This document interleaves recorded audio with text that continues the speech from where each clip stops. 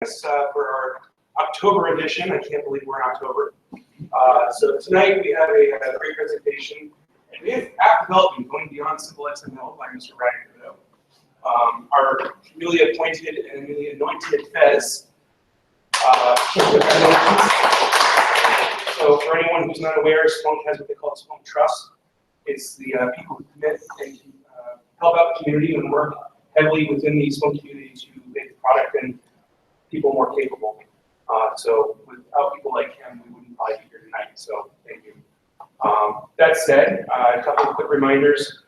Next month, we're probably going to push the Splunk User Group to December and do a holiday party sometime, perhaps the second week of December. We're still working on details, mainly because next week, the Wednesday before the last of the month, is Thanksgiving week. So we'll probably see less people than we will tonight.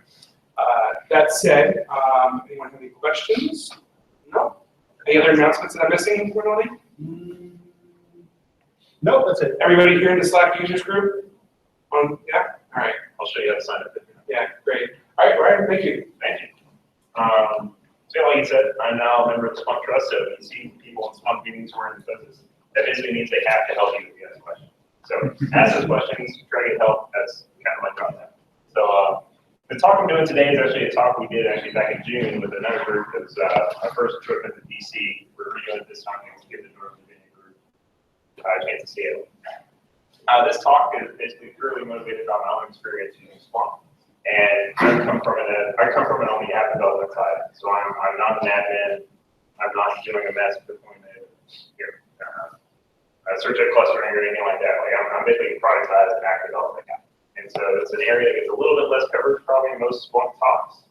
And so that's kind of what motivated this talk, to kind of share some of my knowledge that I've gained doing that and help people kind of get a perspective on if you're going to start building applications for your own internal environment or for a different major organization or as a product, different things you can take into consideration and how to do that well. So this is some of my background. I've basically been doing app development for the past 2 years. Like that's pretty much all I do. So this whole talk is kind of geared around the things I've learned doing that process.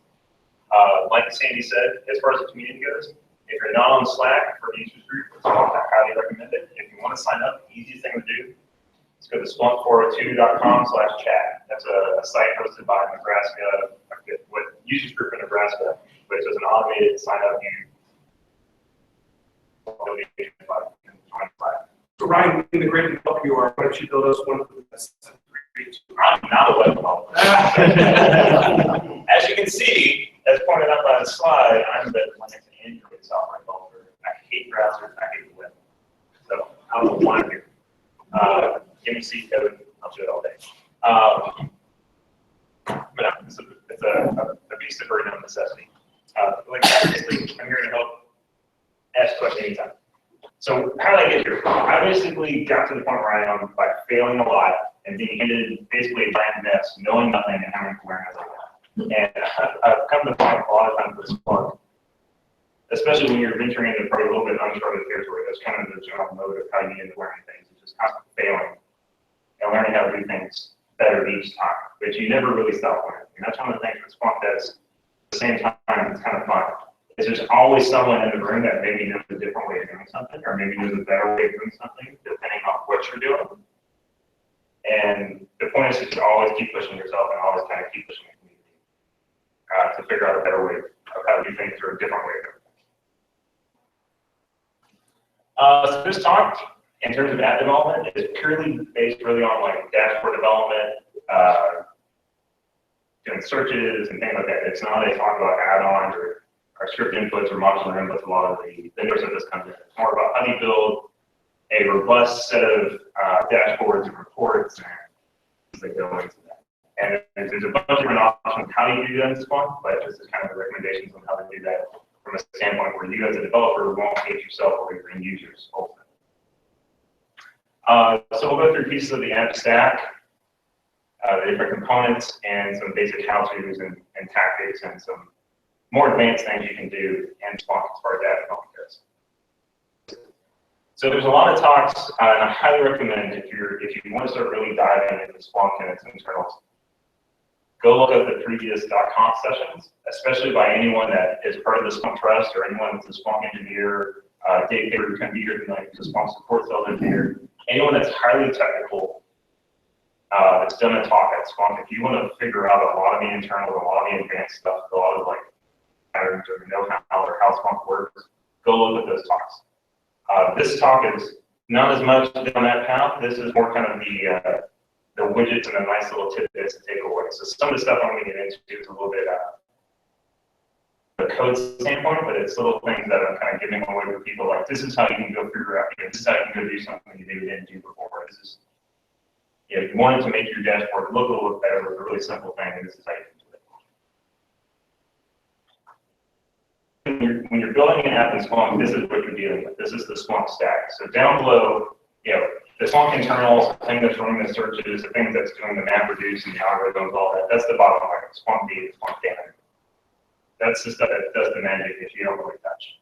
Everything else in your app is kind of running on top of that, which is most of the components of the Splunk web stack, which is almost the JavaScript and background. When you're building a dashboard in Splunk, if you've done that, you drag and drop a panel, you drag and drop inputs. If you ever look at the source, you know you're basically dealing with XML. Do a lot of things just based on the XML if you want to. That's gotten a lot better since Splunk 6.0. There's been a lot of new fancy widgets and things added to the XML. But really what that's all been translated to is HTML, JavaScript, and CSS. So you can go add your own custom HTML and JavaScript and CSS or you can use the XML if you want. But the power of being able to do the most advanced things are going to require you to go outside of XML. And that's kind of where I'm going to talk about today. This is straight from the Splunk website, just like the previous chart was, but I did not make this. But this is basically your options. You can do things just in the dashboard, either drag and drop. You can start writing your own XML. You can start adding JavaScript to the XML. You can translate an XML dashboard into pure HTML, let that thing option on the dashboard. You can click edits and convert to HTML. And it'll look just pure HTML and JavaScript, or you can go do basically things in the SDK. Now, from an app development standpoint, if you're going to build an app, a custom app, internal or external use, you're going to worry about supporting multiple versions of Splunk. You don't necessarily know you're always going to be on 6.2 versus 6.3 versus 6.4. You don't know when you're going to migrate from one to the other. Maybe you're going to have customers who are going to have more advanced features or not. You have to start thinking about maintainability, about debuggability, about extensibility. And to me, when you start thinking about those things, the answer as far as to where on this chart you want to be is pretty simple. And that's in the middle. So you have the ability to still rely on, if you do things in XML, you're going to maintain backwards compatibility between different versions. And all the other extra stuff you want as time goes on. Now, doing that requires you to learn a bit more than just looking at the simple XML and doing the drag and drop stuff, but the payoff's pretty big. That's really, so this talk is basically going to focus on what are the things you need to kind of worry about. So as far as building an app, these are really, besides modular inputs and scripted inputs, the things you don't really deal with when you're dealing with a user-facing app. These are the things you're really worried about. The index time stuff, so what happens when the data first hits Splunk and it starts parsing the data and kind of start like that.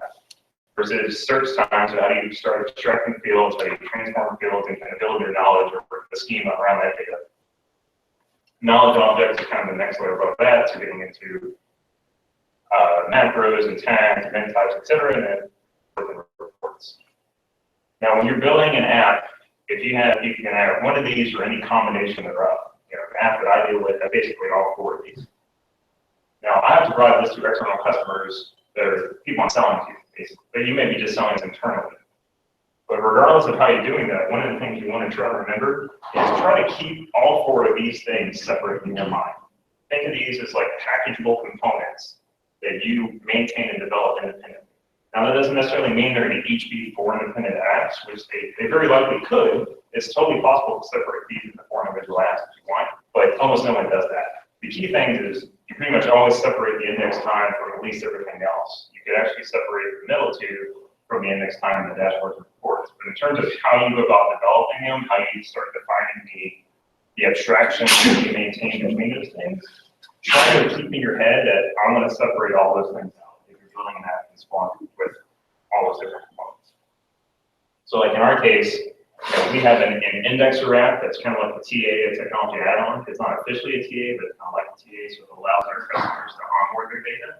And then we have the search head app. So the admins get to take the indexer app and just install on the indexers and don't worry about it, and then everything else just goes in the search head, the bundle that goes out to a search head cluster, and it's totally independent and totally maintains it. Just quick overview of index time stuff. So when you're building an app in index time, especially if you're coming in as an outsider, you're not the primary admin, keep things as simple and concise and understandable as possible, because otherwise the admins are just going to end up hating you and not wanting to deal with yourself. When you be as explicit as possible, especially like defining how your source typing is done, how your timestamping is done for the data that you're bringing into the environment. And if you start doing custom stuff at index time for your metadata, so like these are examples of how we override a source type and override a host name, don't be fancy with the regular expressions. You're probably not as good as the Splunk regular expression engine. You're probably not going to optimize better than you think it will. You can try, but you're likely going to make mistakes. And as you probably all know with index time operations, once you make mistakes, you have to figure out a way for that to fix them, and that becomes a pain. So you don't have a lot of fudgeability there. So be simple. Be explicit, and just make it easier on the admin as much as possible. Now with search time, we have a little bit more flexibility. There's a bunch of different ways of doing things. You can do all kinds of different ways of doing field extractions, but there's some key things to remember with field extractions. First off, if you can do it with built-in extractions versus running your own custom one, I highly recommend you use built-in ones because it's less things you have to maintain. Another key thing, and this kind of goes back to the talk about learning from the other people with Fezes, there's implications on how you do field extraction. So depending on how you do field extraction, has implications on how Splunk performs searches with your data that may impact other searches.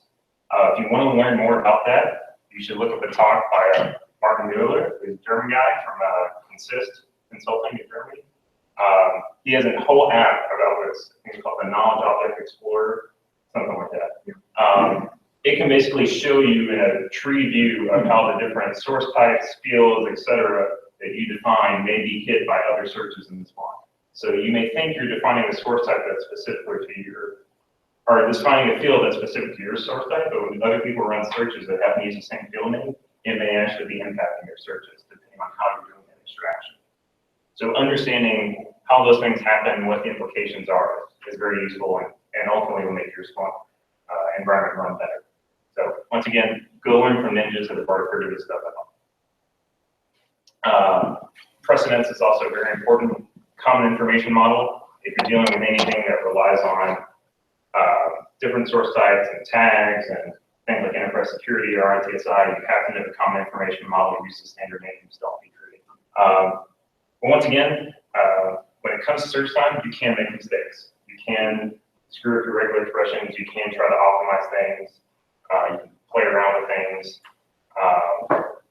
There's a whole bunch of different ways to accomplish what I do in this example. We have a metric that we send called long on delay that ultimately gets translated into a field called metric. There's a bunch of different ways to do that. I can do that with a regular expression in search time. I can do that with a field alias. I can do it as an eval. There's a whole bunch of different ways I can do it. The way I do it just has other implications for other source types, but you can play around with things in search time. Knowledge objects. Key thing remember with knowledge objects is this is how your data gets communicated to other pieces of Splunk. Be it tags, event types, data models, saved searches, reports, etc. If you want to share your information about your specific app or your specific environment to anything else in Splunk, it's basically being wrapped up in a knowledge object. So kind of going back to good software design principles. Make the data clear, make it extensible, make it adaptable, keep it pretty simple. But the other thing to remember is you have pretty finite controls over how that data becomes discoverable. So you can control who can see what, using permissions, metadata, etc. Once again, common information model. If you're going to start sharing your data, you need to know the common information model so that it works well with others. And if you're going to do anything with app certification in Splunk. So if you're going to publish an app to the Splunk base and you want to get it certified, so it gets special standing, so you can deploy it in Splunk Cloud, things like that, you have to use things like that.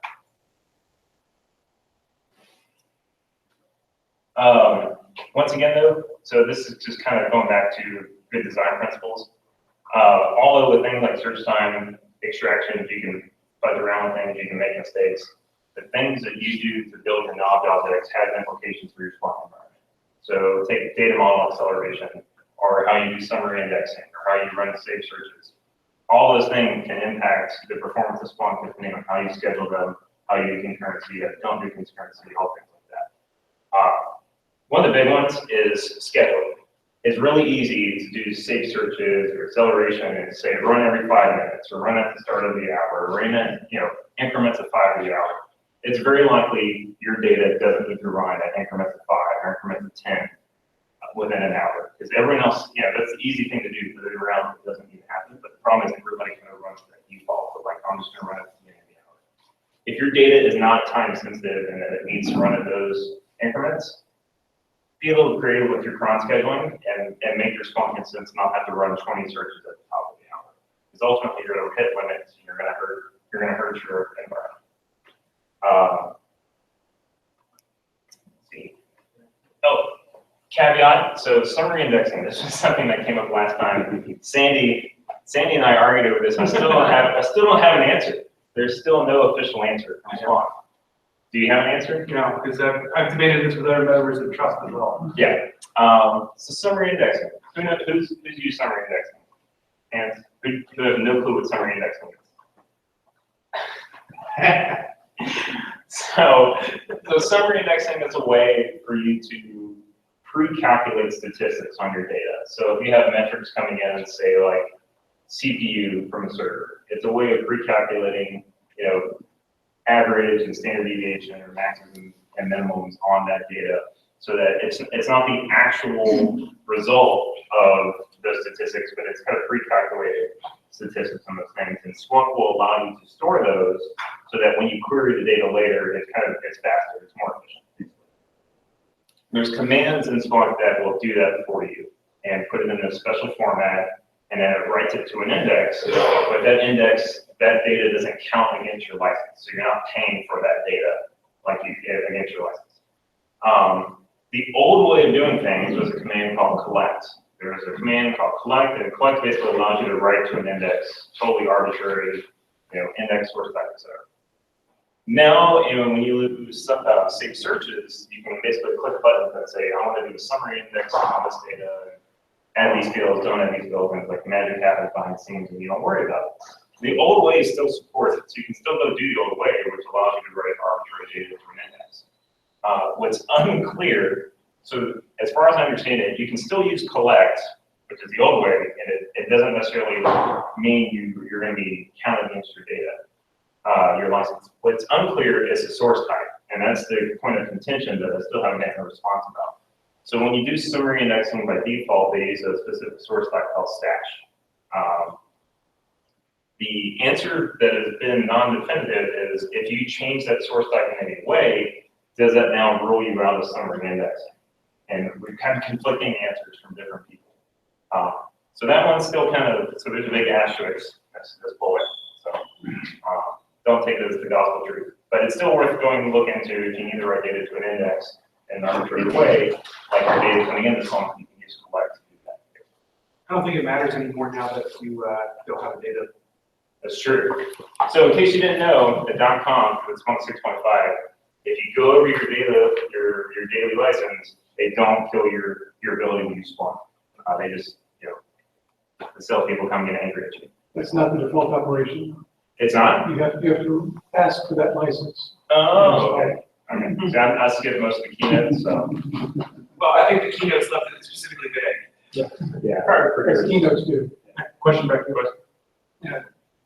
Difference with the SI status and then status. Okay, so the summary indexing commands, the SI commands, SI stats, SI time chart, those commands. Okay.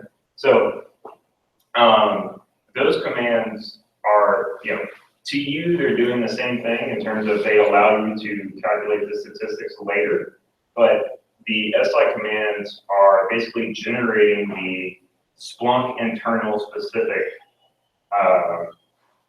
version of the data. So it's kind of the pre-calculated optimized version of that data that Splunk is then going to use when you extract the data out of the summary index. So when you run an SI command, SI stats, SI time chart, SI top, the data that comes out of that is not intended for human consumption. It's a very weird format. It's a bunch of field names and values that you can figure out, but you're not going to actually query. You're not actually going to use those fields. Splunk does all the magic kind of behind the scenes to make sense of that data. But SI stats, SI time chart, SI top, you use those just like you would normally, but you're using them to write to a summary index. So later you're going to query that data and use a normal command like stats to finish it off, to basically finish the calculation. Is that clear? One last point, when it comes to defining your inputs, your knowledge objects, your source types, all the things that you're configuring for your app, learn to use btool. If you don't know about btool, I highly recommend you go learn about btool, because btool will basically tell you where all your things are defined, all the things that are enabled or disabled in terms of inputs, and source types, where fields are defined, etc. So btool, your friend, learn to use btool. One comment on btool, it's extremely useful if you're looking to make configuration changes. You can run btool, get an output of your entire current configuration, then you make your changes, and then you can do a post, and that way you get the delta. You can see just what's changed and how it's impacted your configurations. So btool is very powerful and very useful. Or like if you think an extraction is broken, and you want to know like who messed up some configuration, and now this field is being extracted right, you can use btool to kind of reverse engineer those changes. btool, if you're building an app and you're going to submit it to Splunk base, you're going to give it to customers or end users, btool will also tell you if your app is misconfigured. So if you have certain things turned on that are not supported, or you typoed an option somewhere in the conf file, btool will tell you this is an invalid setting, you need to go fix this, or it's not supported.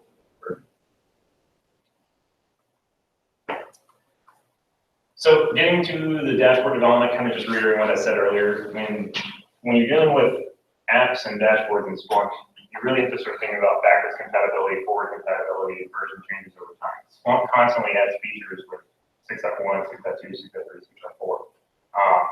A lot of those features are great, but when you're building an app for 6.2 and you're like, well, I'm going to go to 6.4, it's really tempting to say, well, I'm going to switch to using these features versus not using these features.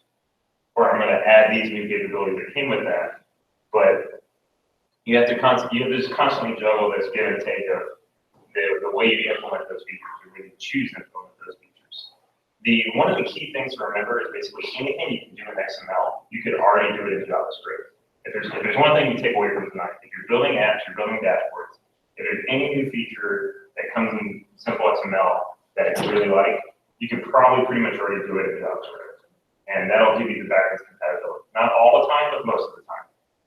It just takes you taking an extra step to figure out how to do it. What about advanced XML? Advanced XML is officially deprecated. I know. But still supported until Splunk 7. Oh. I think it'll still work until Splunk 7. Yeah, they're giving it a transition to full version. Yeah. But from what I read, that I wouldn't put much development time or effort into it since it's going to be deprecated. No, but it's been a hang up for some of our stuff. Right. 6. So as long as you're on 6, it'll still technically work. You won't get support for it. It'll tell you you're crazy. Yeah. But it'll still work. What's the other thing? Oh, I did get a comment from a Splunk person who does app UI and a product management. As far as apps goes, there's going to be probably a big change around 6.7 as well. So that the way some of the more advanced stuff is done in app development for Splunk is going to be totally updated in 6.7 as well. He didn't give me any details, but he made a strong hint, suggested that would be the case. This is just a quick example of what you get when you start playing with JavaScript and CSS and Splunk. This is not meant to be the prettiest dashboard in the world, but just kind of proving the point. You can do, custom widths are easy to do as far as panels with just CSS, but you can start doing custom widths of inputs. You can start adding your own custom buttons.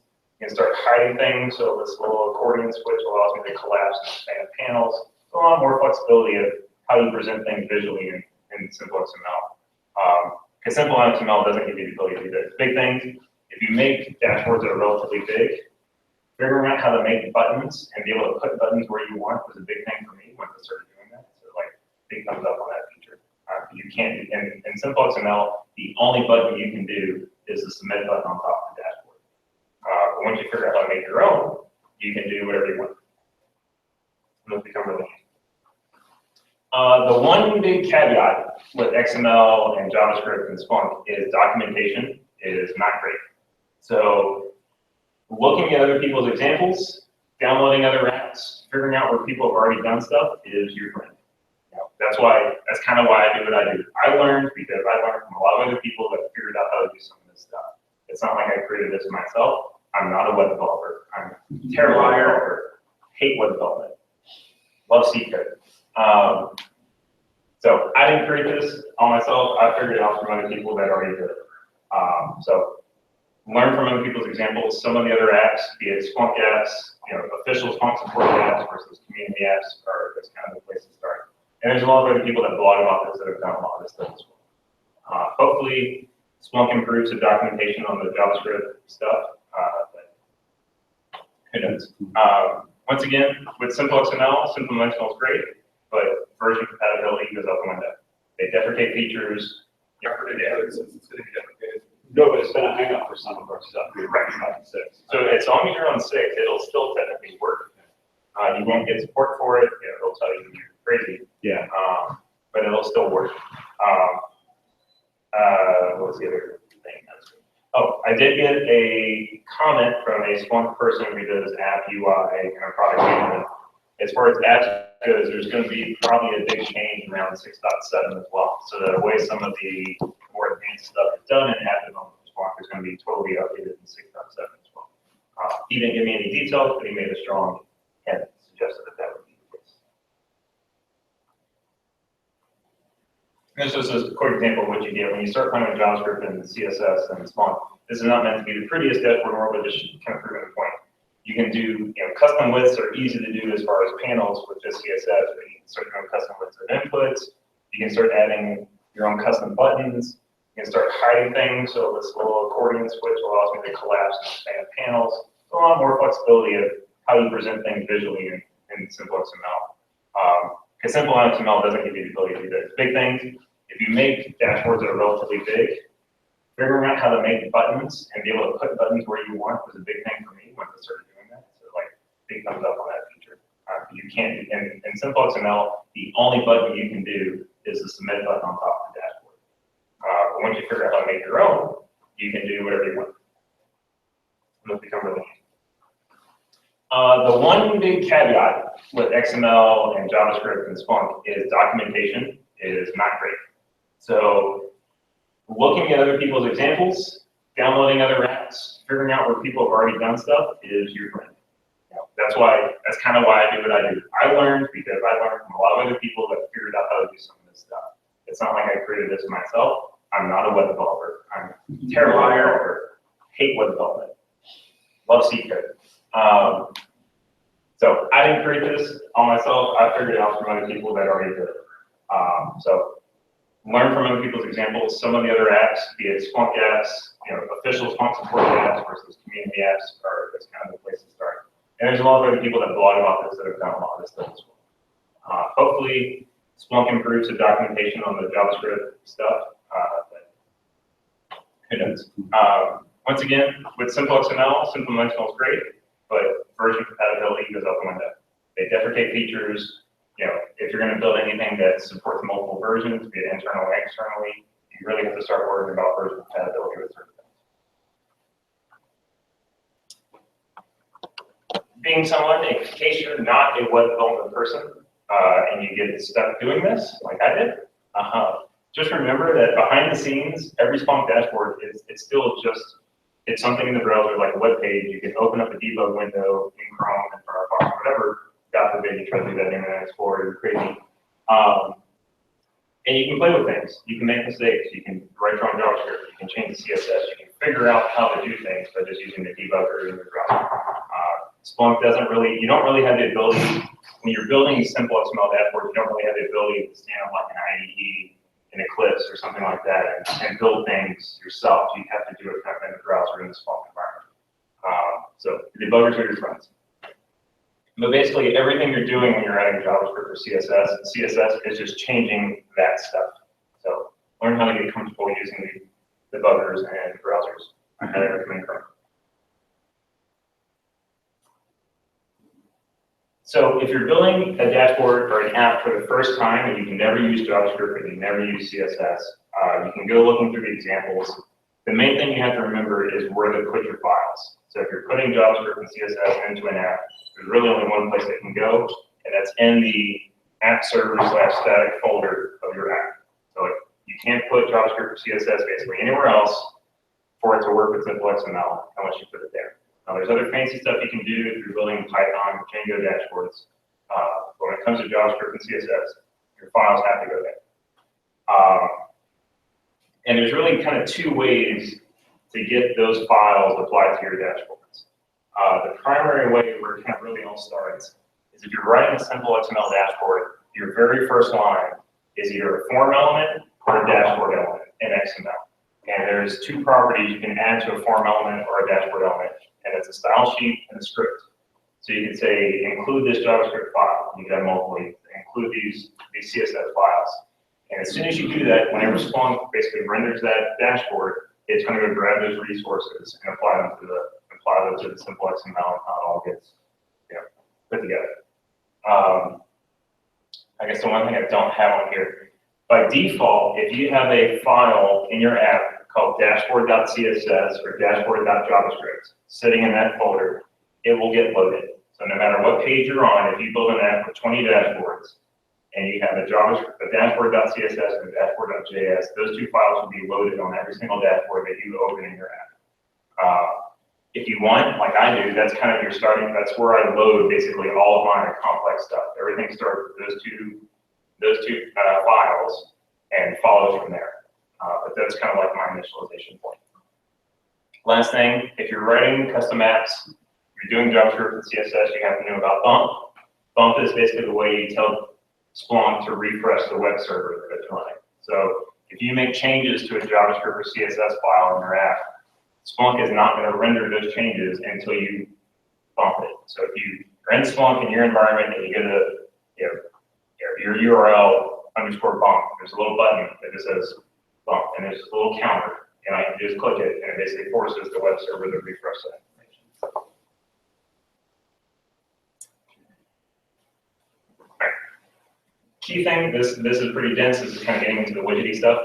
So when you're writing, just the kind of key takeaway with JavaScript and Splunk, this is just all this is showing two versions of some material. The first side is I have a panel and some searches that are already defined in the SimpleXML. The right-hand side is kind of like the equivalent, except I'm defining the search and the chart in the actual JavaScript.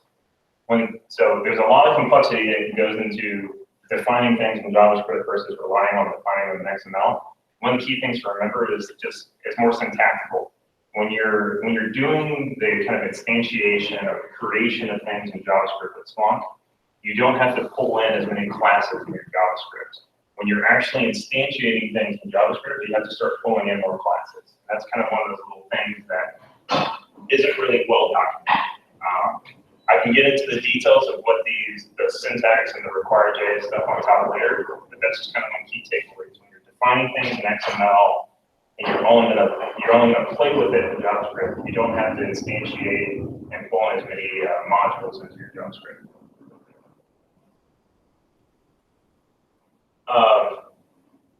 This is probably one of the more important things. So if you're going to build complex dashboards in Splunk, you're probably going to quickly find out about tokens. Tokens are basically your global state variables. They're a way of storing state within your dashboard. I want to know a specific setting, or I want to know a saved value, or I want to give something an initial value, or I want to hide something and I only want to show it when someone does something else. Or a user's going to change an input and I want to know when they change that input and I want to do a bunch of other things. That's all communicated via what they call tokens. You're basically just like global variables in any programming language. when you do things in SimpleXML, Splunk does not optimize how it executes those changes. You can do things like with an input element. So whenever you change like the time picker, you can say, I want you to, the setting says search when changed. Basically that says anytime I change the time picker, it's going to apply that change to anything that relies on that value. If I say search when changed is false, it's not going to apply that. So you actually have to go click like the submit button for that change to actually percolate down through everything. But basically you can use tokens to communicate a lot of different things.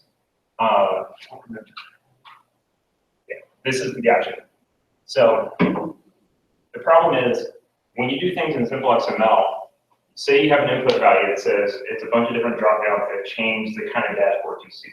So you're going to change a bunch of searches whenever that input thing changes. You're going to change a bunch of searches, you're going to change the visibility of certain panels, a whole lot of complex things. So in SimpleXML, it's really easy to say, okay, I want you to change all these tokens that control all those things anytime someone changes that value. The problem is Splunk applies each one of those kind of asynchronously in sequential order. So it says change set token, apply change the other set token, apply changes, et cetera, et cetera, et cetera. If you have a complex dashboard, every single one of those is like an asynchronous run all searches, now stop, or run all searches and stop. I'll change all HTML and stop. It's a constant, each one's like a hit on your dashboard doing things and then figuring out I need to stop and then reapply and stop and reapply. When you do things in JavaScript, you can start optimizing that and say, okay, I'm going to want you to change these 15, 25, 1 things, whatever, and I don't want you to apply the changes until I get to the end.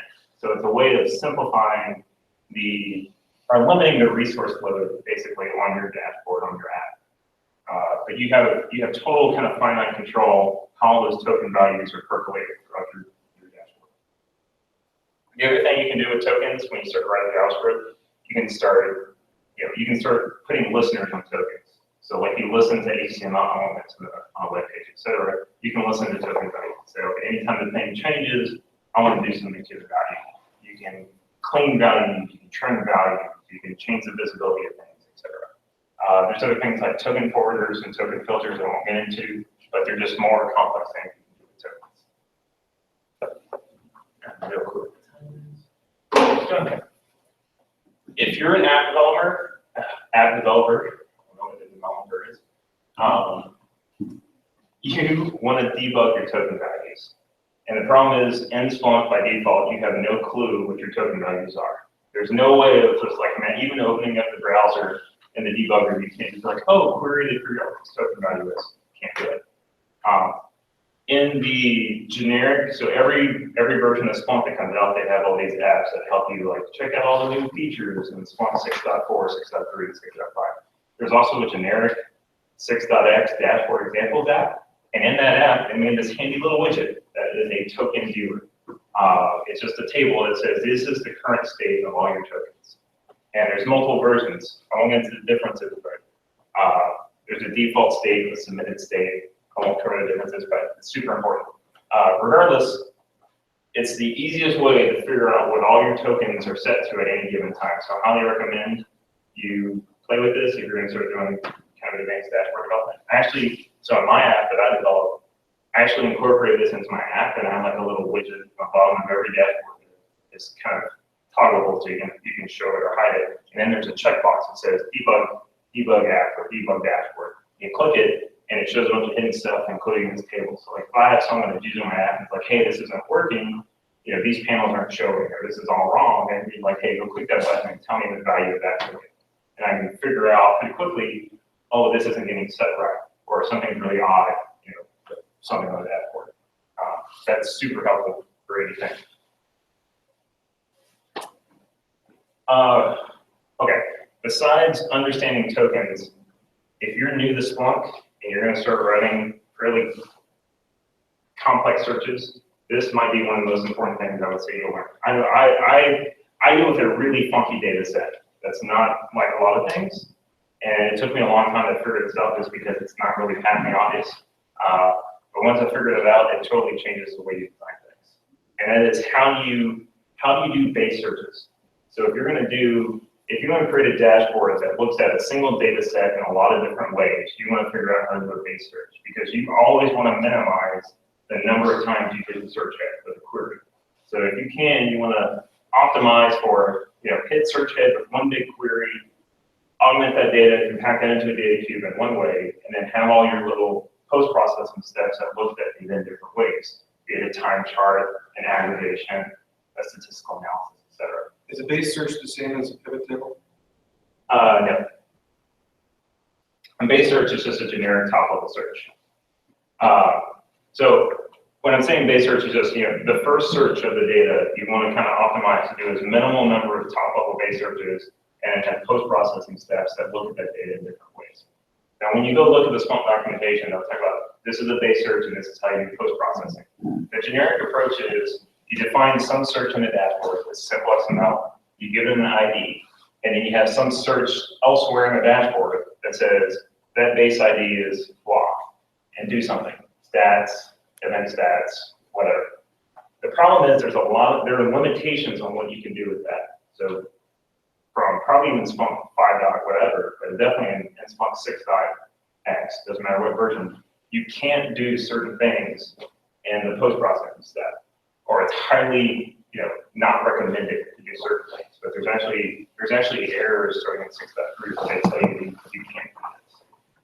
You can't do like append columns on that. You can't do additional sub-searching on that. You're not supposed to create new fields. This can only send 50,000 rows of data to the post-processing. So after 50,000 rows, it cuts off and you lose data. That doesn't mean there's ways of doing high-level post-processing where you get all the data. It just takes another step. So before 6.3, having a complex base search and being able to do whatever you want in a secondary sub-search wasn't very straightforward. You basically have to write JavaScript. You have to say in the JavaScript, hey, go find this search object. It has a unique ID. Save that unique ID to a token, and then elsewhere in my dashboard, I'm going to use this handy command called loadJob. LoadJob basically says, hey, search ID that already has data, pull in that data, and let me do whatever I want to it. Doesn't matter if loadJob is just like a generating command in Splunk that basically has no limitation on what you can do after the fact. So pre-6.3, you had to do that in JavaScript. Starting with 6.3, they made it a way so that you can actually do that in SimpleXML. So if you're in a 6.3 and higher world, I highly recommend you use that as much as possible. But if you're pre-6.3, you have to write JavaScript to do it. It's pretty simple.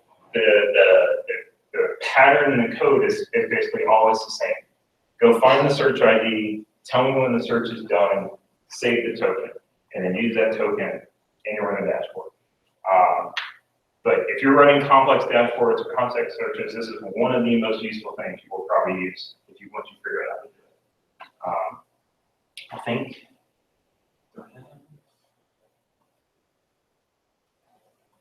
I don't think I have it. I don't have the SimpleXML example in the presentation that shows you how to do this, but it's well documented.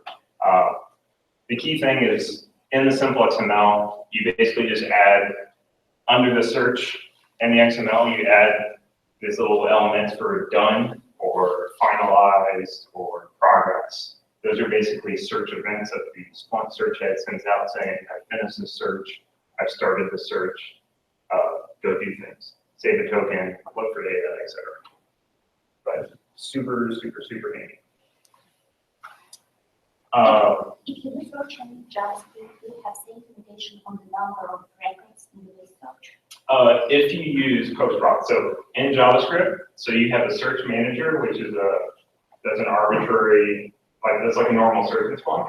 So the search manager class allows you to find whatever search you want. And then there's a post-processing object or class in JavaScript. If you use the post-processing class, you have the same limitation. The SimpleXML post-processing pattern is the exact same thing in JavaScript. It's a base search class with a post-processing class. If you do a regular search manager class in JavaScript, save that token, and do another regular search manager class, and say my search is loadJob, that token, no limitation. No limitation beyond the memory of what your search table will tolerate. But none of the limitations of post-processing. this is just, it's probably tough to read, but once you figure out how to look, so these are all just search events. So being able to save the token when your data is done is just saying, hey, I want to know when the search finishes so that I can get that token and go do something. But Splunk also tells you other things. It tells you when the search is running. It tells you when you get intermittent progress. It tells you when it fails, etc. So this is how you can start making custom panels and say, hey, user, your search failed for XYZ reason. Or say you want to hide a panel until the search finishes, so that the user's not staring at an empty panel that says like waiting for data, waiting for the generic like SimpleXML things, waiting for data. You want to hide something until the search finishes because it looks better. Being able to listen for those events in JavaScript allow you to do that. The other thing you do in JavaScript is you can manipulate the data. So once you use JavaScript to access your raw data from search, you can now start doing more advanced stuff. If you want to do your own calculations, your own changes of the data, you want to start adding additional kind of like thresholds that give indications of things. Once you start using JavaScript to pull the data out of the raw rows, you can start doing all those kinds of things. So one of the things we do is like alerts. So we have a dashboard where I have alerts that go off. So if a value goes above a certain threshold, it can trigger alerts. And I have a bunch of other drill down panels that show information about the metrics you're looking at. Well, if there's no alerts, I don't want to show those drill down panels because there's nothing interesting. So in the JavaScript, I say, hey, are there any alerts? No? Then hide all those panels, basically. This is one example, but you can do a lot. If you could tie this into the JavaScript to a specific event, you might be able to have the, if you have like an automated ticketing system or link straight to the root cause analysis. So you're looking at your graph and you have a sudden dip, you could have a little bubble pop up for that dip. Yep. It says this was the DNS attack last Friday, or whatever. Yep. Yeah, I mean, once you start digging into the JavaScript and you figure out how to do that, there's a learning curve. Yeah. I went through it, I saw it through it, never know, but once you figure out, oh, I can start doing this, or I can start adding these little widgets, or I can, it changes. You're like, okay, I can actually design dashboards that look good or helpful. I can finally do what I was doing in Argus 7 years ago. Like this. So one of the things that's super frustrating is like tooltips. You can't do tooltips in SimpleXML. Yeah. So like if you're like, hey user, this is a search box that will accept wildcards. Use wildcards. Or this is a search box that's looking for XYZ things in this format. Or hey, this box needs data before I do anything on this dashboard. So like it's really annoying when you have like a big empty dashboard with like 4, 5, 6, 7 panels. They're all like waiting for input. And there's a box sitting on top of the screen that may or may not be important. Being able to say, hey user, focus on this box, you need to put something here. There are little things that in the web world people do all the time, but in Splunk, when you're not a web developer and all you have is SimpleXML, you're kind of stuck with what you got. So once you figure out little widgets of, hey, I can do that, and it looks a lot better, awesome. Auto scroll. You have drill downs on a panel on a dashboard that's more than one page. Like if the user clicks on something in a dashboard, it triggers a drill down into other panels. Well, in Splunk, when say you trigger a drill down that exposes other panels that are below the first screen, the user doesn't know unless they scroll down to see it. There's no mechanism that's like, oh, these new panels showed up, so I'm going to go see those things. Well, you can just say, hey, whenever a user clicks on this, scroll down to that item so they can actually see it. It just takes 4 lines of code. Once you know the ID to scroll down into, but until you start using JavaScript, you can't do little things like that. Yes, buttons. So, buttons in Splunk are just buttons. There's nothing fancy about the Splunk submit button except for what Splunk does to the submit button when you click on it. It just calls submit tokens. There's nothing else about the submit button in Splunk special. But you as a user can't put buttons anywhere on a Splunk dashboard. But once you figure out how, with SimpleXML, once you figure out how to put buttons on the dashboard using JavaScript, you can do whatever you want. It doesn't have to be a submit button. It can be a toggle button. It can be a delete button. It doesn't matter. This is the raw form of how to put a set of buttons wherever you want. The key thing to remember, or the key thing to figure out is where you want to put the buttons. So in Splunk, it really only wants to put buttons in what's called a field set. A field set is the area of your dashboard where there's input boxes. So wherever you put input boxes in the Splunk dashboard, that's a field set class in CSS. That's where it wants to put buttons. So if you have a panel somewhere and you want to put a submit button in a panel, and now on top of the dashboard, you just say, hey, find the field set of this object and throw the button on the end of the field set. Find the last element in the field set and just append the button to the end of it. This is just an example of the code of how to do that. So like this is the CSS ID that says, this is the big chart. Find the field set, that thing, and throw the button on the end of it. That's all there is. And now you can say, hey, anytime someone clicks that button, do something. Submit tokens, toggle the panel, toggle some other tokens. Doesn't matter. But that gets, like, once you start building complex dashboards, buttons become really handy. There's no way of using them unless you use JavaScript. Stepping away from JavaScript and XML, because Sandy brought it up, I made a slide just on pivot tables. Yeah, super fast. Now, pivot tables, so if you know statistics, if you know Excel, you've probably heard of pivot tables. In Splunk, the pivot tables, data models is the other, it's a term kind of underneath the hood. I think in 6.5 they call them data views now, they changed the name again. I don't know why. It's a schema. That's all it is. It's a schema. It says, hey, I have data coming in. I want to make all the names uniform. So I'm going to give it a well-defined set of names that fit the schema. And then with data models, you can click a button and say, I want you to accelerate this data. And also, it's not like report acceleration in Splunk, where it recalculates things and generates a bunch of reports for you, but you lose granularity. With data models, you don't lose granularity. You have full access to all the raw data, but at the same time, Splunk has already pre-calculated a bunch of statistics and things for you. I helped a guy on Slack yesterday who was just getting into data models. And he's like, hey, I just took all this PAM data and threw it into this data model, and I'm trying to see like how much it helps run my searches. And he came back with, he was like, well, the old search used to take 20 minutes. The accelerated data model search took like 20 seconds. It's a ridiculous amount of efficiency and improvement if you do it right. The key thing, kind of remember, pivot tables is like the friendly user version. Like if you don't know what you're doing in Splunk, if you have data that you're going to give to users to play with and they can create their own charts and they can create their own dashboard, and they have no clue how to write SQL commands, they're going to use pivot tables. It's just like some metric over time, some metric aggregate. Give me the average of these things. Behind the scenes, and these are all like Splunk 6.x features. Behind the scenes, it's still doing things that have been in Splunk for a while. It's just giving it a fancier name. The big thing to learn about pivot tables, start doing more advanced stuff, is that underneath it all, when you start dealing with data models, it's just using tstats. In Splunk, there's a command called tstats. Basically, tstats is like querying the raw data in an index. So you can run a tstats query against a raw index that's like your normal data, but when you start doing accelerated data models, it's doing the same thing. It's just pre-calculated statistics that you throw into a schema. If you're going to start using pivot tables in an app, in a dashboard, and especially if you're going to start doing a lot of dashboards with pivot tables and data models, you need to learn tstats. If you try to rely on pivot, you're going to rip your hair out. That's why I have no hair. I didn't know what I was doing for the first year and a half. I used pivot tables in a raw form, and I hated myself.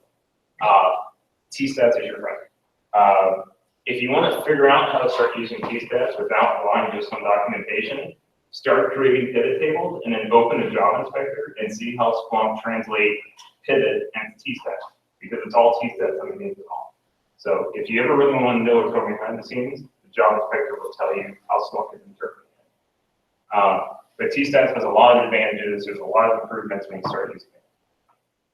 And it forces you, once again, it forces you to kind of take that next step and learn how to do things the hard way, but the better way. This is just kind of a widgety thing. If you don't know the command gen times, you need to go learn it. If you start doing things with tokens, if you start doing things with like default values, if you want to pass tokens in the macros, if you want to start passing really funky tokens in the dashboard and start splitting that data up into other things in the dashboard, gen times is your friend. Before 6.4, they added another command in 6.4 that allows you to do things a little bit easier. but it's all still like gen times is your buddy. Gen times is like a way for you to just inject data into a random search. So like you ever wanted to pass a variable into a search but didn't know how? Like I have this threshold value I need to pass into this search to do something, but that threshold variable, depending on what you click on or what user inputs, you can do it with gen times. It allows you to just inject an arbitrary value into a generating command. You wanted to change, say you have like a list of the top 10 users that do X, Y, Z. It doesn't matter what X, Y, Z.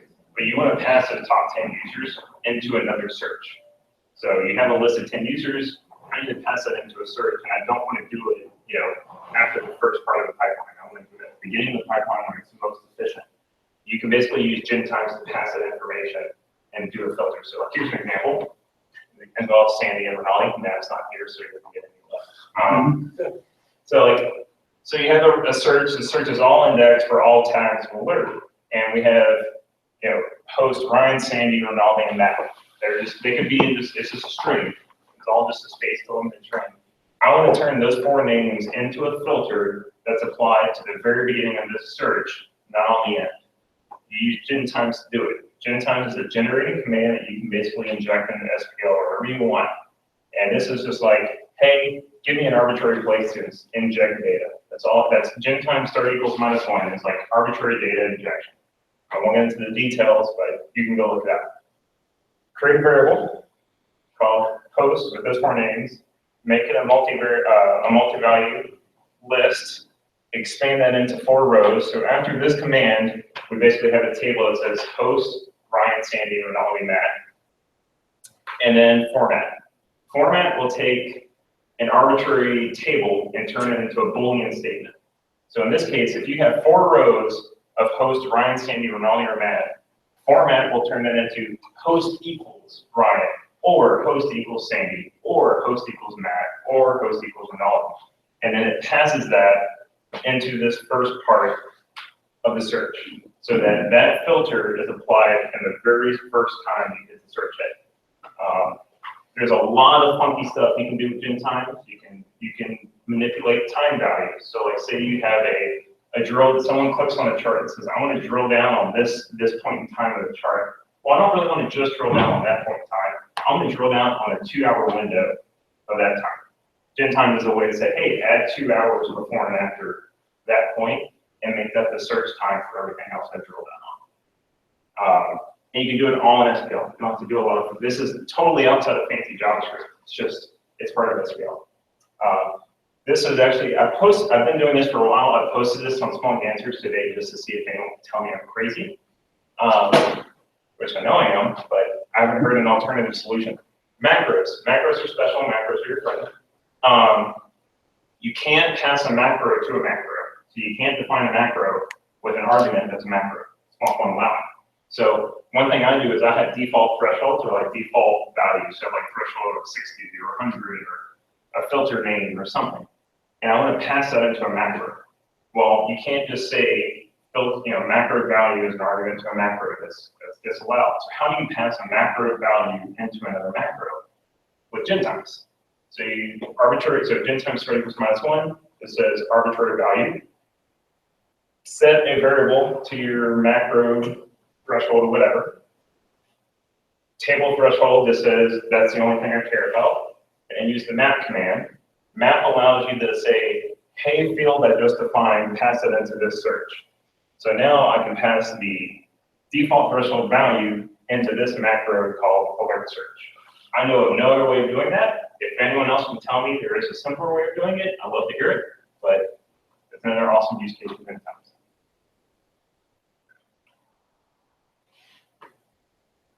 Once again, macros. If you're building an app, a lot of custom searches, a lot of creative specialized searches for a unique data source, or a lot of widgety stuff specific to your users. Learn to use macros. It'll make your life a lot simpler. They're just a way of statically defining, like any other programming languages, C included. Let's see, macros allow you to define static things, and Splunk it's the same thing.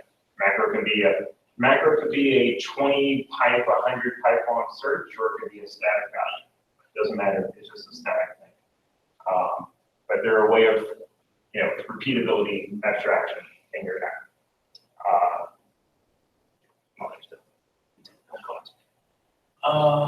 Let's see. Custom SPL commands. If you need an SPL command to do something special that doesn't support it by Splunk, you can write your own. So, a good example of MVSum. Say you have a multi-value list of things and you want to add them all up. There is no Splunk command that will do that by default. Now you can figure out a way of doing it with a lot of other SPL commands like expand and whatnot, but there's no native command to say add up a list of values. You can write your own Splunk, your basically own custom SPL command to do that for you. There's a lot of different ways to go. Python is the main way to do it. I think that's probably the only technically supported way. Documentation is a bit lacking, once again. So find other examples of people who have already done this. Another big thing, if you start doing this, absolutely test it on Unix-based systems and Windows because they do not handle Python the exact same way, especially the way arguments are passed. Once again, Windows, why do you make everything difficult? I hate Windows, just FYI. Oh yeah, and the other thing, if you're going to make an app that has to be certified, you have to define the syntax for your custom SPL command. So look up how to do that. Once again, learn from other people who have already done it. It's people have already figured it out for you. Another little widgety thing. So if you have a time chart and you want to focus on data in a time chart, so you're like, hey, I want to drill down just on this section of the time chart. So there's an option in SimpleXML that says when someone pan zooms on a specific section, I want you to define tokens on that time window. So you can say, okay, filter, like focus on that time window, and then do a bunch of drill down stuff underneath. Well, that's really super helpful. Problem is, if you're designing a dashboard that's really complex or like has a lot of detailed searching based on this stuff, when a user is not zooming on that area, those tokens are still defined, and they're defined as the whole search. So like I have a data model that defines this data that's very like high-level aggregated stuff, and then when a user does a pan zoom on it, it drills down into like the raw index data. So if I was to just use this feature natively, that index stuff would just run. It would query my whole index every time that chart resets. So every time someone pans through, says, okay, I want to look at something else, reset that, look at another area, reset that, look at another area. Every single time it does that, it would be hitting my raw index, querying all the data for the whole time period, not just the area I'm panning on. So using JavaScript, you can basically say, ignore all this garbage until someone actually pans in on it. The trick is, this is hard to read. The trick is there's no way in Splunk to know when, there's no native way in any API in Splunk to know when a user has done a pan zoom on the chart. There's nothing in Splunk, there's nothing in the API that's documented that says, okay, the user has pan zoomed on that, so you can set a flag based on that. It doesn't exist. The only thing I've found is by snooping on this little guy. So there's this little reset button that's only visible when the user does a pan zoom. So basically, you look for whenever something changes in those tokens, that reset little icon is present, that's when you know a user has done a pan zoom. So basically, if you wanted to find a drill down that doesn't search until a user does a pan zoom on region, you have to snoop for that little guy. Here's JavaScript to do it. But that's one big takeaway. Long answer to stuff. It's a little widgety stuff. So if you want to build an accordion, add like a bunch of charts. If you don't see stuff, depending on if the user clicks the little icon to toggle things, there's JavaScript to do it. We'll walk you through it. Some of this is just intended to kind of show you, once again, like how to look for data. So if result count is greater than 0, do I have any alerts? If I don't have alerts, don't show the charts. If I do have alerts, show me the charts the user cares about. There's just a way of hiding data when there's nothing important to see. One last big thing with, so D3 JavaScript library is great. There's a lot of fancy stuff, really awesome. Splunk doesn't support that natively in the past, but there was always, with JavaScript, you can always add your own custom stuff to Splunk. That's what a lot of this stuff is about. Other people have figured out how to add D3 to Splunk. There's 2 apps that do a lot of this. Custom visualization depth and D3 plus visualization. People have already taken all these D3 charts and figured out how to pack them up so that you can put them in the DAG and use them. Splunk 6.4 allows you to start defining kind of your own packageable modular custom visualizations. And it's all based on like Node.js and I think Bower packaging. So it's a lot more typical JavaScript stuff. Once again, if you're dealing with anything pre 6.4, you don't get to use any of that stuff. So you have to do it the old 3 way. The benefit is doing it the old way is still compatible with every version of Splunk 6.x. So even though you don't get these, the ease of saying, hey, download customization that's in 6.4, you know you're going to be supported in every version of 6.x. So there's trade-offs. Once again, people have already done this, so it comes down to what you can or can't do. What's open source, what's not open source, if you're cool with your licensing, don't screw if you're to GPL or not, etc.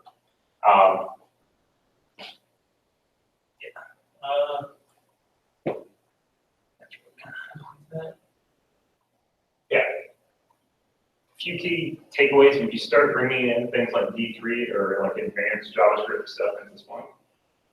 Some people take shortcuts and they don't check version compatibility with different browsers. IE with a lot of the D stuff is not very happy. Now it's easy to go fix, but you have to kind of go fix it. So like I fixed some things in the Gantt visualization that we use. It wasn't IE compatible, now it is. But once you start playing around with the visualization, you can change things like drill down. So like when someone clicks on something in a chart, you can still trigger a drill down like you normally would in a Splunk time chart or a Splunk bar chart. But you can change those semantics to fit your app or fit your use case if you want. You just have to drill down into the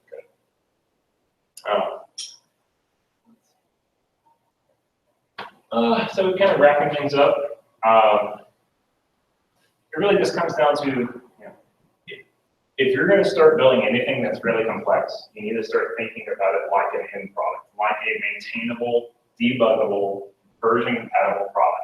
It's really easy to fall into the trap of, well, I'm going to rely on whatever is supported in this version of Splunk. But as we all know, those things keep changing. And things, big things change between versions of Splunk. So the semantics of how things are done keep changing between versions of Splunk, especially when it comes to things like the SimpleXML. So I'm a big advocate of doing things the slightly harder way, but it's the compatible way. It's the debuggable way. It's the slightly more maintainable way. That's really kind of the key takeaway here. In general, at Splunk, there's a lot of other smart people that have figured out how to do a lot of the complex stuff already for you. Go find those people, find the examples, start learning how they do it. That's where I learned. No one came and told me how to do it. I failed a lot, developed a lot of terrible dashboards. Hopefully they're better now. Buy your product, we're going to try it out. Well, you can go, so my app is totally free. You can go download my app and steal all my crap. I don't care. It's open source. You don't have to buy my product. It doesn't matter. Most people do probably don't even need my product. So the only other takeaway I'll add. So this happened after I went to .conf and I was talking to the same person that told me about 6.7. They changed. He was like, oh, 6.5 came out, and I made a comment like, yeah, I haven't even played with 6.5 yet. I have to deal with certification because our app's certified. You get 6.5 compatible, and it's like, oh, make sure you go try it out while you're here so you can go talk to the product team because things might break. Sure enough, plenty of things broke. A lot of things broke, actually.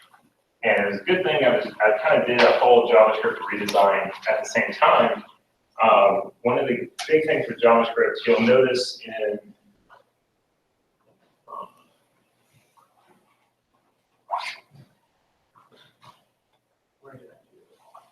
here we go.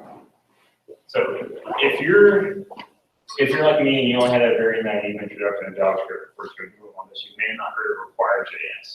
Require.js is a framework that Splunk uses. It's on a Splunk specific thing. It's a totally outside of Splunk. It's a way of defining dependencies basically in JavaScript. So being like, hey, I need these classes in order to do X, Y, Z. The syntax looks basically like this, where you have a require statement, and these are basically different class names or passed to a class. these are all Splunk specific. So like this is the way Splunk is already defined all the components and whatnot. So it'd be different if you're building something outside of Splunk. If you start building apps, and especially if you start defining anything that's your own kind of custom built classes or custom built objects or little widgety things, save yourself a lot of headache later and use require.js. It maybe takes a little bit to figure out the semantics of it and make sure you get all the components right. But once you start doing that, you will save yourself a lot of headache in terms of how things are loaded differently on different versions of Splunk. So that's one of the problems with 6.5. 6.5, they totally changed the way things are loaded in terms of JavaScript. So like the order in which pieces of JavaScript get loaded into memory in the browser has been totally changed. Using something like require.js, which is kind of an asynchronous class loader, so it basically says, hey, before you execute any of this code, go get these things, but I don't care about the order. Like even though there's an order here, I don't care about the order. Just start running this when all these things are eventually loaded. So it doesn't matter the order in which they come. Doing it this way helps build your code to be a little bit more robust against those changes in the future, which will happen if they keep happening. But it also, from a maintainability standpoint, from being able to hand off your code to someone else, it also just once again says like, hey person, in order for my code to run, these are the things I care about. Like, I don't need anything else but these classes. So as long as these classes are there, everything kind of works. The other thing too is you gain a bit of efficiency. So if you well define your code, so say you have a bunch of different classes and say, this class is totally independent of Splunk. It doesn't use anything Splunk related. It's just a special widget I built. And then you have some other set of classes that don't rely on Splunk. And then you have something in your dashboard that does rely on Splunk. Some component of Splunk, some library of Splunk. You can optimize the way that stuff's all loaded so that all those other pieces do get loaded much more quickly before the final Splunk reliant thing does. So like in my app, these last two things are, actually this is a bad screenshot. I don't have there's a second one, but this last one that says ready bang, that is that, and there's another one that are kind of those are the checkpoints that tell Splunk, do not run this code until the dashboard has been loaded and all the components of the Splunk stack have been loaded. So it's a way to say, I know this code won't load until I know Splunk is very happy and all things behind the scenes are finished. And I know all the things I'm expecting to be there from the dashboard will be there. You want to kind of do those things last, and you want to put as much as you can that relies on Splunk in this area, because that's going to be your hangup. That's going to be like the last thing to load in all of your code. So as much as you can encapsulate and separate your components outside of that section, all the other stuff is going to load much faster. It's going to be ready to go as soon as the dashboard finishes, like parsing and all of the Splunk JavaScript stuff finishes uploading. This stuff is, if you're not used to web stuff like me, it takes you a while before you figure out this stuff. I highly recommend doing it sooner rather than later. Okay, so that's most of the presentation. Let's see. So, let me see. Just kind of give you an example of, I'll put it back on the screen in a second. So, like, what do I mean when, like, what are some of the more widgety stuff you can do once you start doing your own kind of JavaScript stuff?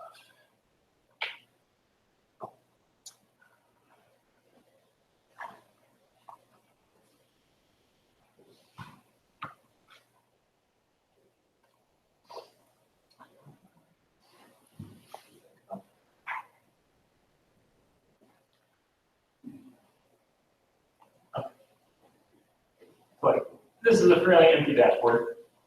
Obviously, there's like 10 different panels behind the scenes here you don't see. You don't see them until the user actually says, hey, there's data, or here's an object I want you to search on. Down below, here's this little widget I was talking about. It's the screen resolution is not great, so it's not, there's things missing on the screen, but I have this little widget that, on every dashboard on my app, this is always here. So at any time, the user can come and click this, if they have a problem, I can say, hey, I need to know the token values, or I need to see some hidden panels. Well, here's all the token values. So tell me what's the token for XYZ. The search ID that's supposed to be loading in the dashboard, it should be set, but it's not, because there's something else going wrong. Something else they added to 6.5, but I had already made it, was how to hide inputs. So in 6.5, there's actually a little link up here that lets you hide the inputs on top of the panel, so it makes it look a little bit more sleek. But I basically created the same thing so that you can just hide things. Also added my little submit button. So like, if you think there's something that's not being submitted, or like a token is not being percolated down the rest of the dashboard, you can have your own custom submit button that's always there. So this little guy, the red telling, the red trying to draw attention to the user, say, hey user, this is where data, like input needs to go here before I'm going to do anything. Now they could just type that input in, or they could click another search button and get a little modal window that allows them to search for data to drill down into. So like this is another thing. So like, we could have customers or users, an organization that has 100,000 plus users. So if I have a drop down that said list all the users in the data, well, a drop down in Splunk is limited by the number of rows it will show. A drop down will only show like 50,000 rows or something like that. And if you've ever built a drop down that has a lot of data, it's slow and it's tedious and it's kind of painful. So the way I got around that was I built this little custom modal window. So that like, hey, user, put in the search time, put in a random name, and we'll go looking for, something. And here's some users, so I can just click on some data, and it's going to automatically populate that and do other stuff. And then this is actually can't see it, but this is the accordions down here below. Yeah. So like these are alerts, and then I can click on something, and it actually explodes out this accordion of more panels. So like I can hide those panels if I want to. Or those panels aren't visible by default unless there's an alert. So like those are just, you can't do that when you're just doing SimpleXML. And if you're going to go write a custom app in Python or JavaScript that's relying on an SDK, you're going to do a lot of extra work. So use as much SimpleXML that's kind of standard, but then add your own little flavor to it to make it real. And I think that's about it. So unless anyone has specific questions. Reading says, don't forget data models.